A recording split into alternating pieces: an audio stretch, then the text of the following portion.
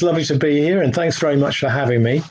Um, um, and my talk is called "What If We Lived on a Planet with No Sun?" And I'm going to just tell you about an imaginary world I developed with no sun, and how and um, all the various implications of that I thought about, and hopefully it'll be interesting to you. Um, a long time ago, back in the 90s, I decided to write a short story about a bunch of people marooned on an alien planet who still longed to go back to Earth, even though they'd not been there for generations and none of them had ever seen it. And it so happens that the computer I had back then was nothing like the ones we have now. The screen was black, and when I typed, the letters appeared in shining green like this. I'll show you, bear with me. um,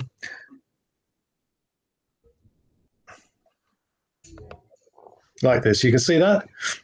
Not yet. It will probably just come through. Here we go. It's through. Yeah, good. There you go.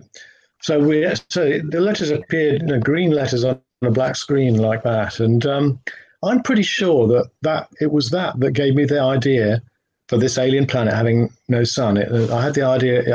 The idea came into my mind of a planet with no sun that was completely dark, except there was a luminous forest that was glowing like those green letters on my screen. I'm pretty sure that's where I got the idea.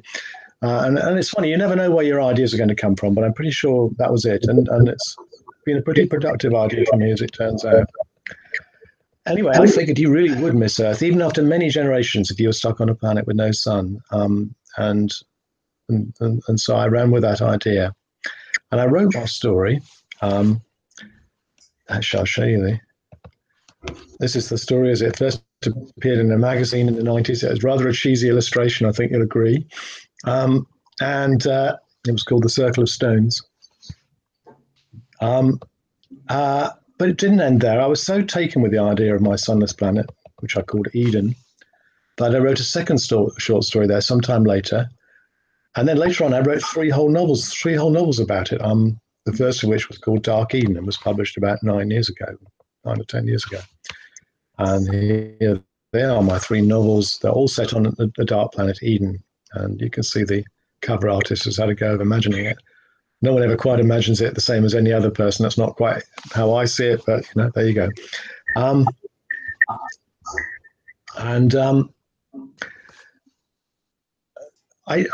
The first question I'd like to ask is, could there really be a planet with no sun? And when I wrote the story, I didn't know. I didn't know if they could or not. But I couldn't see why they shouldn't be. And I found out afterwards that they really are such planets. They're known as rogue planets. And it's said that the Milky Way may have as many as billions or even trillions of them. Here's a Wikipedia entry on rogue planets. They're hard to find because normally when astronomers detect planets outside the solar system, they do so by observing the way they very slightly cut out light when they pass across their sun. But all the same, rogue planets have been detected. And if you're interested, how they do find them, apparently it's by the lens effect they have on the light. So when light passes a heavy object, it bends very slightly and it creates a slight distortion. And that's how they spot rogue planets. Very slightly, they have the effect as if you were holding up a lens in front of the stars. Anyway, I must admit, I'm pretty chuffed that my guess proved correct. And I guessed there was such a thing, and lo and behold, there were. And seeing as I'm not a scientist, not an astronomer, I was pretty pleased with myself. But the next question, could a rogue planet really support life? Could it really support any life at all, let alone human life? After all, it's the sun that warms the Earth. And if you think about it, even the Arctic regions in the depth of winter when the sun isn't shining are still warmed by the sun to some extent because they share an atmosphere and the oceans with the rest of the planet. So if there were no sun at all, wouldn't the whole surface of the Earth be far colder than the South Pole in the middle of the winter? And there's not much life at the South Pole, let's face it. And anyway, we know, don't we, that plants depend on the sun and animals depend on plants. So doesn't the whole of life on Earth depend on the sun? Herbivores eat the plants, carnivores eat herbivores, so on. But I thought, yes, but there are life forms on Earth which don't depend on the sun. And among other things, there are whole rich ecosystems with mollusks and crabs and fish and algae that form around hot volcanic vents deep in the ocean where no sun reaches at all. And here's a few pictures of them. There's a volcanic vent deep in the ocean. That's a place where hot gases come squirting out from under the ocean.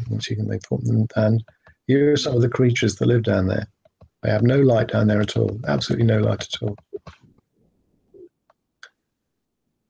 You see a little tiny white crab there, and here's another little crab. If you look at this crab, you can see it's got no eyes.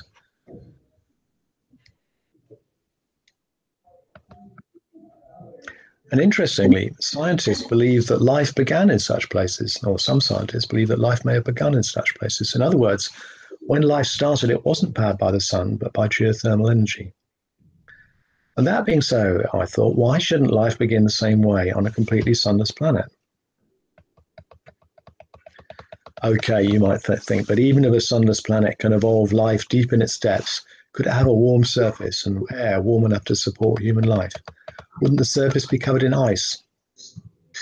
Well, I went a bit more out on a limb here, and decided that a life form could have evolved on my planet Eden, a tree-like life form that lives on the surface and keeps warm by pumping liquid deep down into hot rocks underground and then pumping it up again, using the heat to power its metabolism. If there were forests of these so-called trees, wouldn't they warm the surface of the planet around them, creating their own climate? I couldn't see why not. So while the highest parts of my planet Eden are covered in ice and completely dark, these trees, as I call them, I call them trees, they haven't got any leaves, obviously, and they aren't very like our trees at all. These trees grow across most of the lower regions so that the forests of Eden, you can hear the sound of their constant pumping all around you. Humph, humph, humph.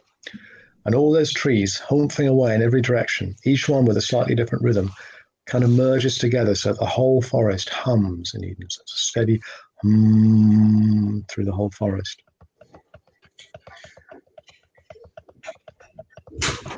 And even though there's no sun on Eden, only distant stars, it's not completely dark because the trees have luminous flowers. Well, why not, I thought.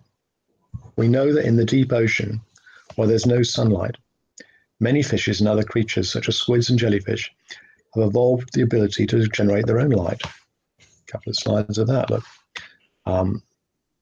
Here we have, wait a minute, bear with me. A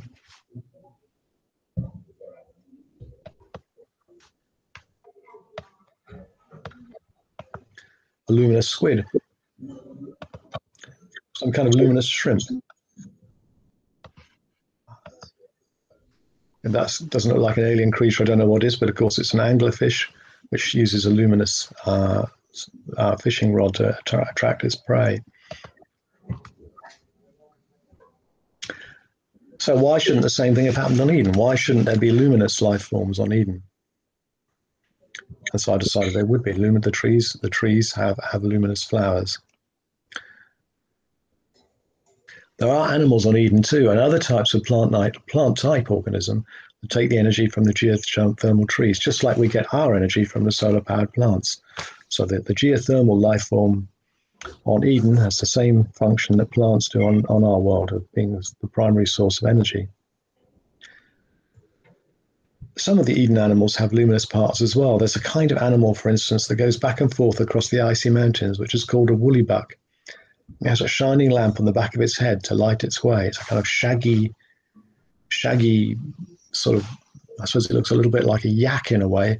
It's got a lump of fat on the back of its head, which glows in the dark. It actually has 6 legs and claws on the end of each leg, so it doesn't look very like a yak, but it looks a bit like it's got long, shaggy fur like a yak. And it makes its way back and forth across the snowy mountains between the warm forests where it feeds. There's also a leopard-like creature with luminous spots that flow backwards over its body when it runs as a kind of camouflage, so that the spots move backwards, and so they have to disguise its movement.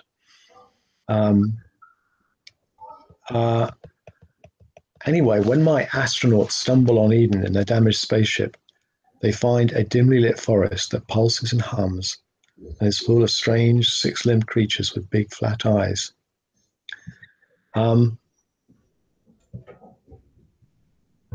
to their amazement, because they don't expect to find life there at all on this rogue planet which they stumbled upon.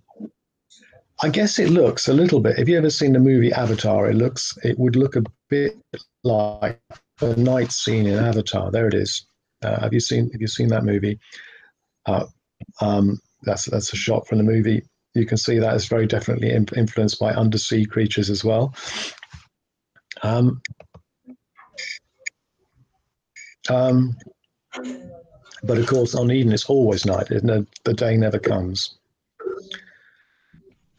Anyway, in my novel Dark Eden, three of the astronauts try to get back to Earth. Two of them, a man and a woman, have decided to stay on Eden,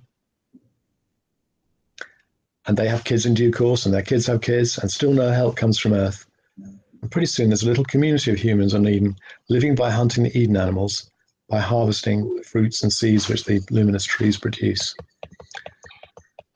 In Dark Eden, people live pretty much a Stone Age existence. They wear animal skins, they have spears and arrows tipped with what they call black glass, which is really obsidian, which is a kind of volcanic rock,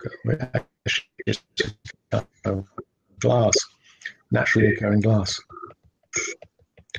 Sometimes when I've talked about this book, people say, well, why would the descendants of astronauts, highly sophisticated, well-trained people, why would they end up living a Stone Age existence? But my question to you is, would you know how to find metal or how to extract it from the ground if you found yourself on another planet? Speaking for myself, I wouldn't. I know that there is such a thing as iron ore, and I guess it's a kind of reddish-looking, rusty-looking stuff. I know there's such a thing as copper ore, and I'm thinking it's a kind of greenish-looking stuff because copper goes green when it's rusty, but I wouldn't know where to find it. And even if I did find a reddish rock, I wouldn't know how to tell if it was iron ore. And I know that I have to extract the iron from it, I'd need to make an incredibly hot fire. I don't really think I would find it easy to extract metal from it, even if I knew what it was. So I think it would take quite a many generations before they figured out how to get metal, even if they are the descendants of sophisticated, well-educated people. Would you know how to do it? And would you know how to build any kind of modern technology from scratch? Would you even know how to do things like make fabrics or paper or, even those kind of things which have been around for hundreds of years? I'm not sure I would know how to do. So they have some memories of Earth, not memories, but traditions about things that existed on Earth. But their actual technology is pretty much what we would call the Stone Age technology.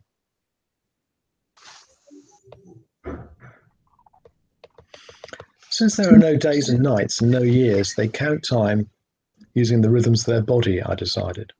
So they don't speak about day and night, they speak about wakings and sleepings.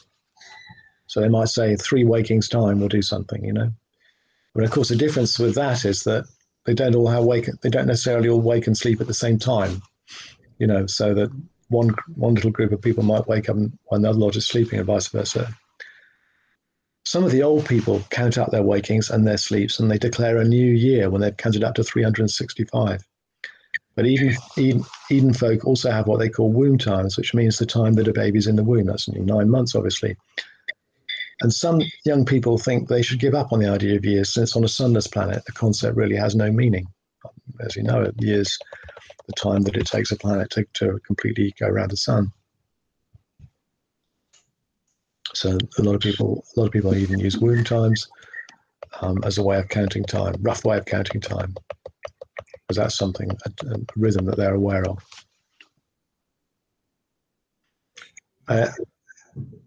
That's one thing that really struck me about living on a sunless planet, that people would have to adjust to, is the absence of any kind of rhythm. There's no day or night rhythm, there's no year rhythm, there's no seasons, there's nothing like that. It's just constant, it's the same all the time.